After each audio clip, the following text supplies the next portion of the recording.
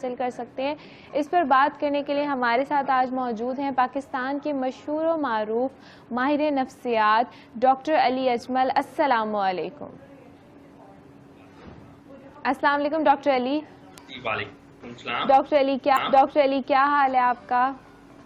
जी मैं बिल्कुल ठीक हूँ, थैंक यू। डॉक्टर अली, हम बात कर रहे हैं आज पोस्टमार्टम डिप्रेशन की। तो सबसे पहले मैं पूछना चाहूँगी कि ये पोस्टमार्टम डिप्रेशन बेसिकली है क्या? जी बेसिकली देखें, जो पोस्टपार्टम डिप्रेशन है ये एक डिप्रेशन की ही एक किस्म है जो कि औरतों को होता है उनकी प्रेगनेंसी के बाद। यानी कि जब भी कोई औरत प्रेग्नेंट होती है और जब ज़ाहिर बात है एक नेचुरल प्रोसेस के थ्रू बेबी की डिलीवरी होती है, तो बच्चा पैदा करने के बाद औरत एक मखसूस फेज से गुजरती है, एक मखसूस डिप्रेशन से गुजरती है। उस डिप्रेशन को हम कहते हैं पोस्टपार्टम डिप्रेशन। और ये एक जैसे नॉर्मल डिप्रेशन है उसी की एक किस्म है। लेकिन इसके लिए जरूरी ये है कि ये जो डिप्रेशन तब पोस्टपार्टम होता है कि जब कोई डिलीवरी के बाद, ये डिलीवरी के बाद कुछ दिनों से लेके तो कुछ महीनों तक इसका जो है अरसा या दुरानिया हो सकता है कि जिसमें ये डिप्रेशन होता है। और उसके बाद फिर ये डिप्रेशन की जो एक दुरानिया है वो मुख्तलिफ टाइम पीरियड इसका दुरानिया मुख्तलिफ होता है। अब इसमें समझने की ये बात है कि ये आम डिप्रेशन से मुनफरिद भी है और आम डिप्रेशन से ये जो है थोड़ा यूनिक भी है।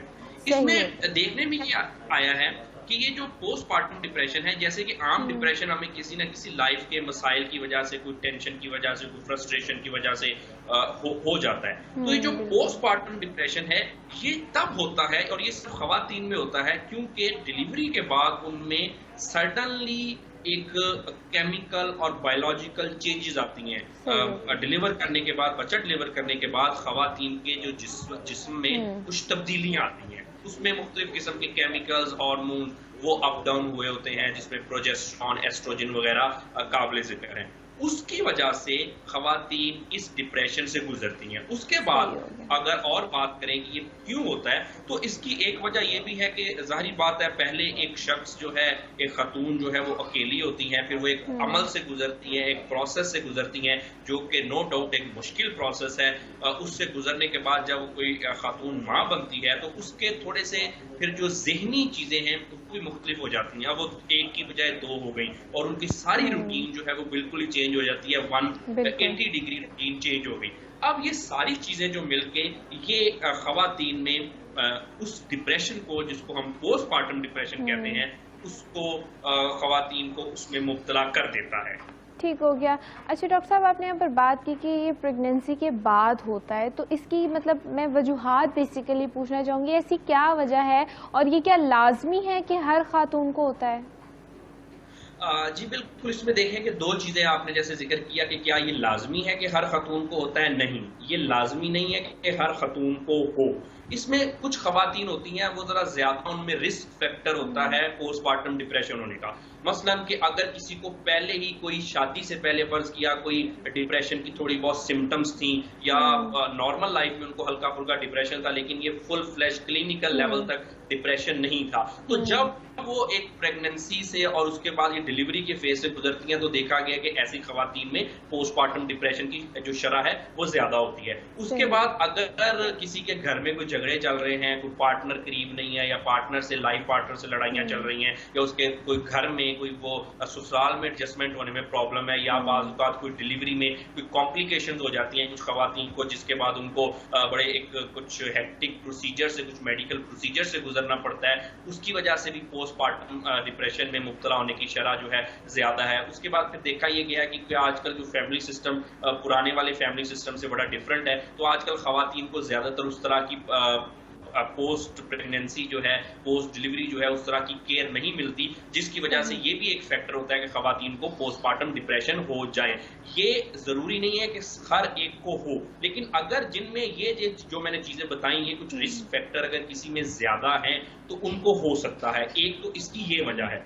अब इसकी जो दूसरी वजह है कि ये होता क्यों है, देखिए जैसे मैंने आपसे पहले जिक्र किया कि एक जो डिलीवरी होना, किसी भी खातून की, किसी बच्चे की पैदाइश होना, ये एक बड़ा एक उसके जो जिस्म पे, उसके जो नर्व्स पे एक बहुत मुश्किल प्रोसेस होता है। और ये बात औरतों का ही ये एक इसको बर्दाश्त करने की अल्लाह ताला ने औरतों में हिम्मत और हौसला दिया है कि अदरवाइज ये बहुत एक पेनफुल प्रोसेस होता है।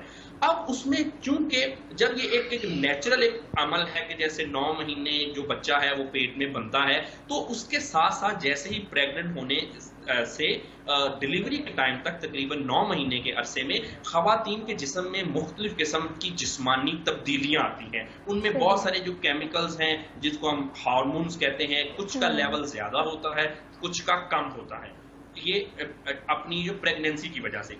अब जब बच्चे की पैदाइश हो गई, डिलीवरी हो गई, तो जो हार्मोनल लेवल एक 9 महीने तक उनके जिस्म में होता है उसमें यकदम कमी पेशी होती है, क्योंकि उनकी अब बॉडी जो है वो बिल्कुल एक दूसरे फेज से में चली गई पैदाइश के बच्चे की पैदाइश के बाद। अब वो जो बॉडी में तब्दीलियां होती हैं बाज़ औक़ात उसकी वजह से हमारे जहन पे इफेक्ट होता है। वो जो केमिकल और दूसरे जो मैंने आपको फैक्टर बताए, ये सारे मिलके किसी भी खातून को पोस्टमार्टम डिप्रेशन में मुब्तला कर सकते हैं। और ये जो पोस्टमार्टम डिप्रेशन है, ये जैसे जैसे हमारी लाइफस्टाइल चेंज हो रहे हैं, कि ज्यादा हम मॉडर्न और हमारे जो जिंदगी गुजारने के तौर तरीके हैं वो जरा हम ट्रेडिशनल से हटते जा रहे हैं, तो ये देखा गया कि आजकल पोस्टमार्टम डिप्रेशन जो है वो बहुत ज्यादा होता है। तकरीबन आजकल हर दूसरी खातून जो है वो इसमें मुब्तला होती है। शरह इसकी काफी ज्यादा है आजकल। ठीक हो गया। तो डॉक्टर साहब, इसकी अलामात क्या हैं, कि कौन सी अलामात है जिससे पता लग सकता है कि पोस्टमार्टम डिप्रेशन का जो है फलानी खातून जो है वो शिकार है, और इसके जो है मतलब फिर इसकी प्रिवेंशंस के लिए क्या किया जा सकता है? जी, सबसे पहले अगर इसकी अलामात की बात करें तो इसकी जो अलामात है वो आम तौर पे जो नॉर्मल डिप्रेशन है जो उससे मिलती जुलती होती हैं, लेकिन इसका जो मुनफरिद चीज़ ये है कि प्रेगनेंसी के बाद ही होगा। पहले कोई खातून बिल्कुल नॉर्मल होती है, प्रेगनेंसी के बाद देखा गया कि यकदम दिनों में या हफ्तों में उसको ये सिम्टम्स जो है वो आनी स्टार्ट हो जाती हैं। अब जो इसमें सिम्टम्स में बात करें तो नींद का ना आना या भूख का ना लगना, उसके अलावा मूड चिड़चिड़ा होना, काम में दिल ना लगना, हर वक्त रोते रहना, उदास रहना, परेशान रहना, ये सारी की सारी जो है ये अलामात डिप्रेशन की हैं, पोस्टमार्टम डिप्रेशन की। अब इसमें थोड़ा सा देखने की ये बात है कि अगर हम किसी को ऑब्जर्व करना चाहते हैं, कि जैसे आपने पूछा कि कैसे हमें पता चले कि किसी खतून को ये पोस्टमार्टम डिप्रेशन है या नहीं है, तो इसमें जरा हमें बड़ा केयरफुली उनको ऑब्जर्व करना होता है, क्योंकि जो मैंने अलामात बताई ये आमतौर पर प्रेगनेंसी के बाद खवातीन की जिस्मानी हालत भी ऐसी होती है कि ये सारी सिम्टम्स उनको डिप्रेशन के अलावा भी थोड़ी बहुत उनमें हो सकती हैं, कि अगर प्रेगनेंसी के बाद कमजोरी होना, नींद में मसला होना, खाना मुनासिब खाना या मुख्तलिफ किस्म की ग़िज़ाएं खाना, ये सारी चीजें प्रेगनेंसी की वजह से भी होती हैं। लेकिन अगर ये सारी सिचुएशन जो हैं ये लगे कि ये जो नींद का ना आना या भूख ना लगना या मूड का चिड़चिड़ापन होना, रोना आना, सुसाइडल थॉट आना, दुनिया में दिल ना लगना, उदास बहुत ज्यादा होना, अगर तो ये एक खास हद से ज्यादा हो जाए और आमतौर पे ऑब्जर्वेशन में आ जाता है कि क्या ये प्रेगनेंसी की वजह से जो थोड़ी बहुत मसले हैं, कमजोरी वगैरह उसकी वजह से है, या बाकायदा तौर पे ये पोस्टमार्टम डिप्रेशन है, उसमें अगर ये अलामात हद से ज्यादा बढ़ जाए तो कोई भी ज़ी-शऊर शख्स इसको ऑब्जर्व कर सकता है कि ये जो अलामात हैं ये पोस्टमार्टम डिप्रेशन की वजह से हैं। अब इसमें जो आपने जो ट्रीटमेंट की बात की, इसमें कि कैसे किया जाए, उससे पहले मैं यहाँ पे एक बात बताना चाहता हूँ कि पोस्टमार्टम डिप्रेशन को हमें कभी भी आसान या इजी नहीं लेना चाहिए। ये एक ऐसी कंडीशन है कि अगर कोई इसमें मुब्तला है तो उसको चाहिए कि फौरी तौर पे इनकी अपनी सिम्टम्स को देखते हुए फौरी तौर पे अपना इलाज करवाएं, क्योंकि आजकल ऐसा हो रहा है कि खुदा ना खास्ता कभी ऐसा भी हो जाता है कि जो पोस्टमार्टम डिप्रेशन है ये पोस्टमार्टम साइकोसिस में भी चेंज हो जाता है, जो कि फिर जिसका इलाज करना साइकोसिस का, पोस्टमार्टम साइकोसिस का काफी मुश्किल हो जाता है। उसके लिए फिर बाकायदा तौर पे जो पेशेंट होता है उसको एडमिट करना पड़ता है अगर ये सिचुएशन हद से ज्यादा एस्केलेट कर जाए। अब अगर बात करेंगे पोस्टमार्टम डिप्रेशन की, तो देखिए इसकी मुख्तलिफ किस्म की इसके लेवल हैं। अगर तो किसी को माइल्ड किस्म का पोस्टमार्टम डिप्रेशन है, तो उसमें जो सोशल सपोर्ट से, फैमिली की सपोर्ट से और अपने आप को एक किसी एक्टिविटीज में लगाना, किसी पॉजिटिव एक्टिविटीज में जो कि खातून कर सकती हों डिलीवरी के बाद, जैसे कोई अपना जो ध्यान है उसको बटाना, तो ये जो माइल्ड किस्म का पोस्टमार्टम डिप्रेशन होता है वो तो इन चीजों से ही खत्म हो जाता है कि फैमिली को उनको सपोर्ट करना चाहिए, उनको अकेला नहीं छोड़ना चाहिए, या एकदम जो उनके ऊपर रिस्पॉन्सिबिलिटीज आ जाती हैं उसको जरा उनका हार्ट बटाना चाहिए, उनको थोड़ा हौसला देना चाहिए। तो माइल्ड लेवल का जो पोस्टमार्टम डिप्रेशन है वो तो इस तरह से ठीक हो जाता है, क्योंकि ये डिलीवरी की वजह से होता है। जैसे वो अपनी लाइफ में एडजस्ट कर जाती है खातून, तो ये खत्म हो जाता है। अब अगर इसकी बात करें कि जो मॉडरेट है, जो कि दरमियाने दर्जे का पोस्टमार्टम डिप्रेशन है, उसको ट्रीट करने के लिए फिर जो है आमतौर पे खवातीन को जो प्रोफेशनल किस्म की काउंसलिंग की जरूरत होती है। और आजकल देखा गया है कि जो जहाँ पे कुछ जो लोग समझते हैं, जिन हॉस्पिटल्स ने अपनी ये फैसिलिटीज में इंक्लूड किया है, जो समझते हैं कि पोस्टमार्टम डिप्रेशन होता क्या है और उसके लिए वो विजिलेंट है, तो आमतौर पर खवातीन को, बल्कि सारी दुनिया में, इधर शायद इतना अभी तक कॉमन नहीं है, लेकिन सारी दुनिया में, मुहज़्ज़ब दुनिया में, उनको एक ज़हनी तौर पे, नफ्सियाती तौर पे काउंसलिंग जो है प्रोवाइड की जाती है कि आप अपनी नॉर्मल लाइफ में किस तरह से एडजस्ट होना है। ये तो मॉडरेट पोस्टमार्टम डिप्रेशन इस तरह से ठीक किया जाता है। अब कुछ खवातीन होती हैं जिसमें फायदा में आजकल रेशो कुछ ज्यादा भी हो गई है, जिनको सीवियर किस्म का पोस्टमार्टम डिप्रेशन हो जाता है। उसका जो फिर ट्रीटमेंट है उसमें ये फिर ये जो दो चीजें मैंने आपको पहले बताई कि फैमिली सपोर्ट के ग्रुप थेरेपी के थ्रू, और उसके बाद फिर उनका जो है मुख्तलिफ एक्टिविटीज में, पॉजिटिव एक्टिविटीज में दिल का उनका लगाना, और उसके बाद ये सारा करने के बाद उनको बाकायदा तौर पे किसी प्रोफेशनल हेल्प की, किसी माहिर नफ्सियात से ट्रीटमेंट की जरूरत होती है। उसमें फिर मुख्तलिफ चीजें माहिर नफ्सियात जो है वो कर सकते हैं, जिसमें थेरेपी के थ्रू उनको ठीक किया जा सकता है। और उसके बाद सीवियर कंडीशन में जो है वो मेडिकेशन भी की जाती है। लेकिन मेडिकेशन की तरफ, मेडिसिन की तरफ हम बहुत बाद में जाते हैं या जाना चाहिए, क्योंकि उनका ऑलरेडी वो कोई खातून की ऐसी हालत में मेडिसिन भी होता है, बिल्कुल ऐसे, हाँ जी, वो मेडिसिन भी होती है ना ऑलरेडी, उनको वो जो डिलीवरी की वजह से उनको एक गायनी की मेडिसिन वो यूज कर रही होती हैं। तो उसके बाद जब फिर अगर दूसरी फौरी तौर पे दूसरी मेडिकेशन पे चली जाए, तो फिर उसका कुछ साइड इफेक्ट हो जाते हैं, जैसे कि मतलब कि खवातीन में दूध के मसाइल हो सकते हैं, बच्चे में ये चीज जो है वो मेडिसिन के साइड इफेक्ट हो सकते हैं। तो एज अ लास्ट रिसोर्ट, जब तक अगर इतना ही सीवियर पोस्टमार्टम डिप्रेशन हो जाए, फिर हम सोशल सपोर्ट के साथ साथ थेरेपी और फिर मेडिकेशन के थ्रू ही इसका जो है इलाज वो मुमकिन होता है।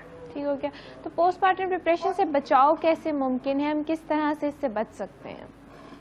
जी, ये बड़ी इंपॉर्टेंट बात है कि पोस्टमार्टम डिप्रेशन से बचाव कैसे मुमकिन है, क्योंकि मैं यही आमतौर पर सजेस्ट करता हूँ, जो भी लोग मेरे पास क्लिनिक में आते हैं पोस्टमार्टम डिप्रेशन के साथ, मैं उनको यही सजेस्ट करता हूँ कि ये एक ऐसी चीज़ है जिसको आपको होने से पहले ही रोकना चाहिए, क्योंकि ये एक सिचुएशनल और सीजनल डिप्रेशन होता है जो कि बेबी की डिलीवरी के बाद होता है। तो इसको जो पहले होने से पहले रोकना, ये इसके इलाज से भी बेहतर है। इसमें सबसे पहले ये होता है कि जब कोई खातून जब प्रेग्नेंट हो, अब उनको सब नॉर्मली हमें पता होता है कि अब ये 9 महीने का प्रोसेस है, तो जब आप किसी भी चेक करवाते हैं किसी भी गायनाकोलॉजिस्ट से या किसी भी और डॉक्टर से, तब आपको चाहिए कि अगर आप में कुछ डिप्रेशन की सिम्टम्स आपको लग रही हैं, कि आपका कोई मूड ठीक नहीं है, आप थोड़ा से अनकंफर्टेबल है, तो आपको फौरी तौर पे चाहिए कि आप प्रेगनेंसी के दौरान ही, उन 9 महीनों के दौरान ही आप किसी माहिर नफ्सियात से रुजू करें। उससे होगा ये कि इसमें जो एवेल्युएशन की जा सकती है कि इनको क्या पोस्टमार्टम डिप्रेशन का कहीं ये रिस्क फैक्टर तो नहीं है। तो अगर रिस्क फैक्टर है कि इनको पोस्टमार्टम डिप्रेशन होने के चांसेस होते हैं, तो फिर उनको होने से पहले ही उसको कवर किया जा सकता है। अब होने से पहले जो कवर करना है, जो आपका क्वेश्चन था कि वो कैसे है, उसमें 2-3 तरीके हैं कि उनको फैमिली सपोर्ट दी जा सकती है। अगर हस्बैंड के साथ उनके कोई मसले मसाइल चल रहे हैं तो वो मसले खत्म किए जा सकते हैं। उनको ये जो उनके इन लॉज की तरफ से भी और उनके जो दूसरे रिलेटिव है उनकी तरफ से उनको सपोर्ट करना, उनका हाथ बटाना और गाहे बगाहे उनकी काउंसलिंग करते रहना, इससे जो पोस्टमार्टम डिप्रेशन से वो काफी हद तक बचा जा सकता है। लेकिन अगर हम किसी ऐसे शख्स को आइडेंटिफाई कर गए कि वो उसको रिस्क बहुत ज्यादा है पोस्टमार्टम डिप्रेशन का और सीवियरिटी की हद तक जो है सीवियर पोस्टमार्टम डिप्रेशन का उनमें रिस्क है, तो फिर उनको चाहिए कि डिलीवरी से पहले ही वो 1-2 दफा किसी माहिर नफ्सियात से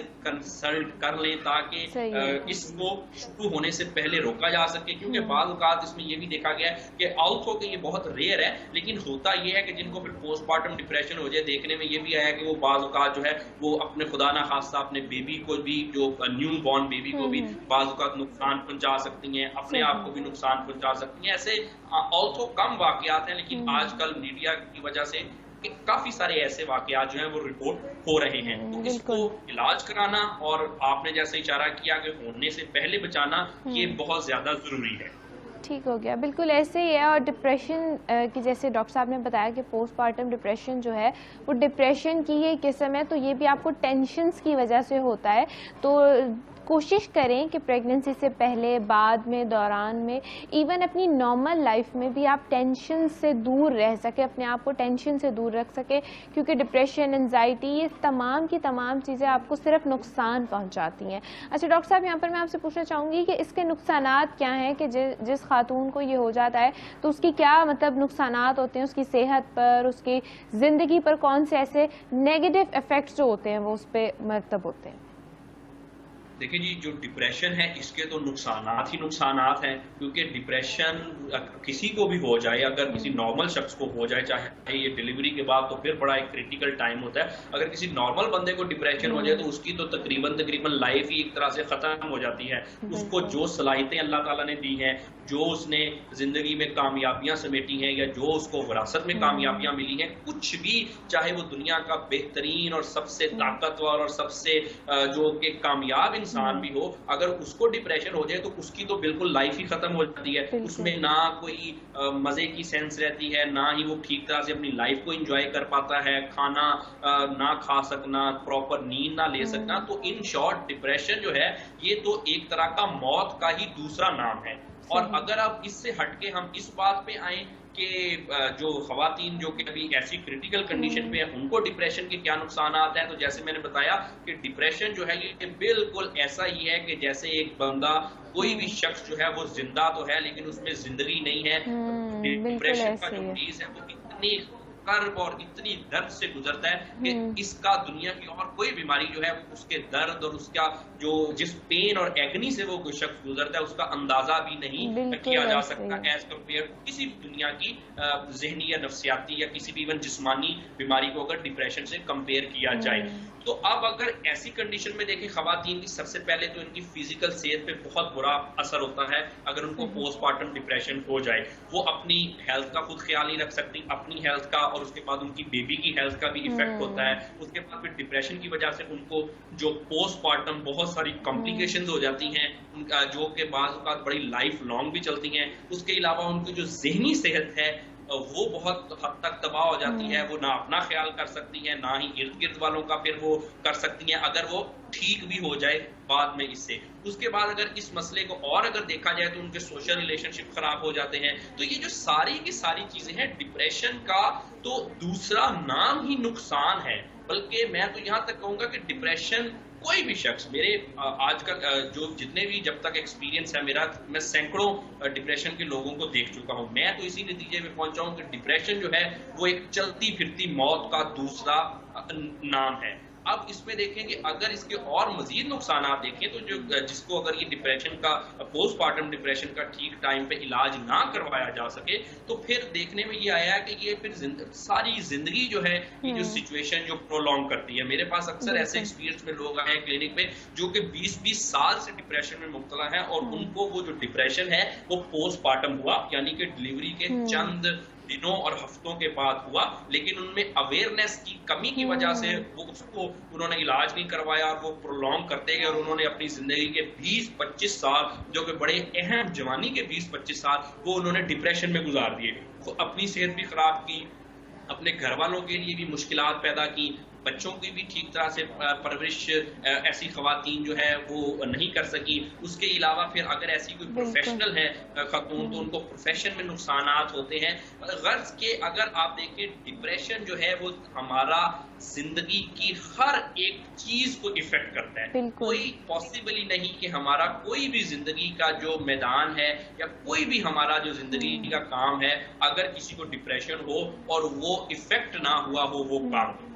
एजुकेशन, अगर आप कोई शख्स एजुकेशन में है, उसकी स्टडी बिल्कुल। डिस्टर्ब होगी, प्रोफेशन डिस्टर्ब होगा, फैमिली लाइफ डिस्टर्ब होगी, रिलेशनशिप डिस्टर्ब होंगे, अपनी सेहत डिस्टर्ब होगी, एक जिंदगी में कोई मायूसी होगी, जिंदगी में कोई उनको अच्छा नहीं लगेगा, कोई भी चीज, वो जहन में हर वक्त अपने आप से खुद ही सवाल करते रहते हैं, खुद ही अपने आप को जवाब देते रहते हैं, और एक जैसे कि कैद में जो है एक शख्स जो है वो होता है। और यहाँ पे जैसे मैंने कैद का जिक्र किया, तो मैं आपको ये बताता चलूं कि एक ऐसा शख्स जिसको डिप्रेशन नहीं है, वो अगर कैद में भी है तो वो उतनी परेशानी में नहीं होगा जितना एक शख्स आजाद हो और वो डिप्रेशन में हो, उसको ज्यादा परेशानी होगी। ये एक ज़हनी तौर पे हम कैद में होते हैं, चाहे हम सारी दुनिया हमारे साथ हो, सारी दुनिया में हम घिरे हुए हों, सारी दुनिया हमें चाहे, हमारे बहुत सारे चाहने वाले हों, जिंदगी में हमें कोई मसला ना हो, हम फाइनेंशियली भी ठीक हों, हम वैसे भी सक्सेसफुल हों, गर्ज के हमें कोई प्रॉब्लम ना भी हो, सिर्फ डिप्रेशन हो,